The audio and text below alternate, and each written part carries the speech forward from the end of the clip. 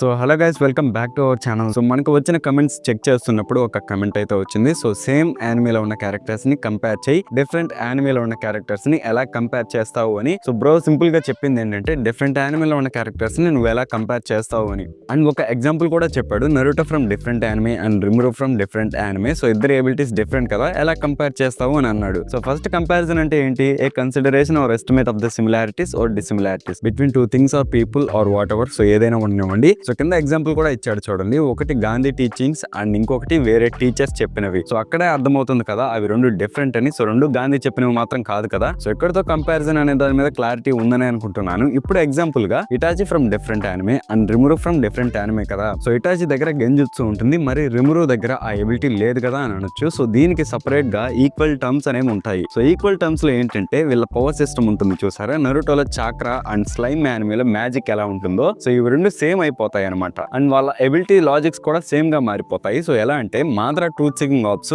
ఎలాంటి జుత్సునైనా క్యాన్సిల్ చేస్తాయి. And Gozo దగ్గర ఇన్ఫినిటీ అనే జుత్సు ఉంటుంది. సో మన బ్రో చెప్పిన దాని ప్రకారం ట్రూత్ సీకింగ్ ఆప్స్ ఇన్ఫినిటీని ఏం చేయలేవు, ఎందుకంటే రెండు డిఫరెంట్ కాబట్టి. బట్ ఈ ఈక్వల్ టర్మ్స్ లో ఏంటంటే రెండు సేమ్ అయిపోతాయి అండ్ వాళ్ళ ఎబిలిటీస్ కున్న లాజిక్స్ కూడా వర్క్ అవుతాయి. సో బేసికలీ అక్కడ ట్రూత్ సీకింగ్ ఆప్స్ ఇన్ఫినిటీని క్యాన్సిల్ చేయగలుగుతాయి, ఎందుకంటే ఇన్ఫినిటీ అనేది ఒక జుత్సు అండ్ ట్రూత్ సీకింగ్ ఆప్స్ వచ్చేసి ఎలాంటి జుత్సునైనా క్యాన్సిల్ చేస్తాయి. సో మీకు అర్థమైందని అనుకుంటున్నాను. అండ్ ఇప్పుడు ఒకవేళ అడగొచ్చు, ఈక్వల్ టర్మ్స్ అనేవి లేకుండా కంపేర్ చేయొచ్చు అని.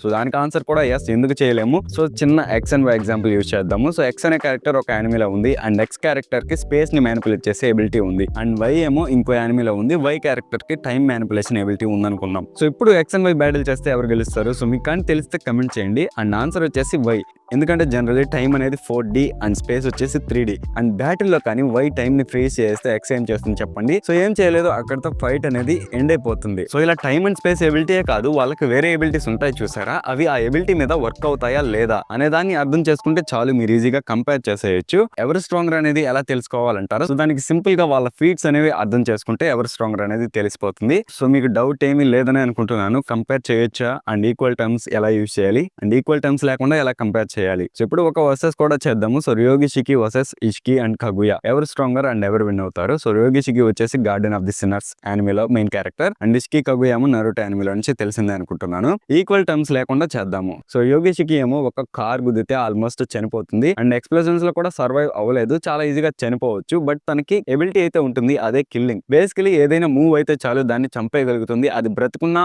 చనిపోయినా. సో కన్ఫ్యూజింగ్ గానే ఉంటుంది, బట్ తన ఎబిలిటీ అలానే ఉంటుంది. ఈవెన్ గాడ్ ని కూడా చంపేయగలుగుతుంది, అది మూవ్ అయితే చాలు. అండ్ దీనికి సపోర్టివ్ స్టేట్మెంట్స్ కూడా ఉన్నాయి. అండ్ ఇషికి అండ్ కగుయా ఏమో ఫుల్ పవర్ తో వరల్డ్స్ ని కూడా డెస్ట్రాయ్ చేసేయగలుగుతారు. సో ఇప్పుడు ఎవరు స్ట్రాంగర్ అంటే ఏం చెప్తారు? సో ఇషికి అండ్ కగుయా అసలు డౌట్ అనేది లేదు, ఎందుకంటే వాళ్ళు ఈజీగా ప్లానెట్స్ ని డెస్ట్రాయ్ చేయగలుగుతారు. అండ్ ఎవరు విన్ అవుతారు అంటే ర్యోగిషికి, ఎందుకంటే తను సింప్లీ చంపేస్తుంది. తనకి కొన్ని వందల లైన్స్ కనిపిస్తాయి, వాళ్ళ డెత్ లైన్స్ అనేవి ఉంటాయి చూసారా, అవి చాలా ఎక్కువగా కనిపిస్తాయి. వాటిని సింపుల్ గా కట్ చేస్తే సరిపోతుంది. సో మీకు అర్థమైందని అనుకుంటున్నాను. ఇక్కడ వాళ్ళు స్ట్రాంగ్ గా ఉన్నా కూడా గెలవలేరు, ఎందుకంటే అవతలి వాళ్ళ ఎబిలిటీ అనేది అలా ఉంది. సో వీడియో అయితే అంతే గైస్. దీనికి రిలేటెడ్ గా ఏమైనా డౌట్స్ ఉంటే కమెంట్ చేయండి, నేను రిప్లై ఇస్తాను. అండ్ సజెషన్స్ కూడా కమెంట్ చేయడం మర్చిపోకండి. అండ్ గైస్ నేను ఈ వర్సెస్ మీద ఒక పెద్ద వీడియో చేద్దాం అనుకుంటున్నాను, లైక్ ఫ్యాక్టర్స్ ఏంటి and win situations, so feets అనేవి ఎలా అర్థం చేసుకోవాలి, సో ఉంటాయి కదా, వీటికి సంబంధించిన అన్నిటి మీద ఒక లాంగ్ వీడియో చేద్దాం అనుకుంటున్నాను. అండ్ అది స్పెషల్ వీడియో అయితే వస్తుంది. సో ఇంట్రెస్ట్ ఉంటే కమెంట్ చేయండి, నేనైతే తప్పకుండా చేస్తాను. సో వీడియో కానీ నచ్చుంటే లైక్ షేర్ అండ్ సబ్స్క్రైబ్ చేసుకోండి. మళ్ళీ నెక్స్ట్ వీడియోలో అయితే కలుద్దాం. పీస్.